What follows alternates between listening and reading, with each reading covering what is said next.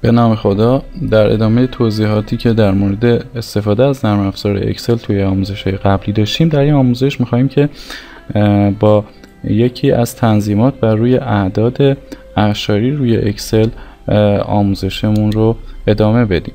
خب شما توی اکسل یکی از کارهای مهمی که انجام میدید محاسبات عددی هست. شما اعداد مختلف رو در اکسل وارد میکنید و از اونها استفاده میکنید.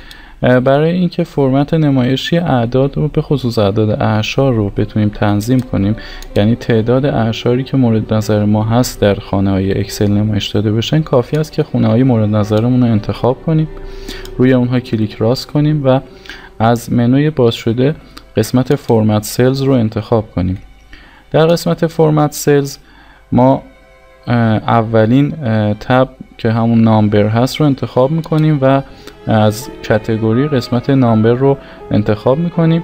در قسمت دسیمال پلیسز تعداد اعشاری رو که میخوایم در این خانه ها نمایش داده بشه مشخص میکنیم. الان 2 هست، مشخصا میبینید که تعداد اعشار 2 وارد شده.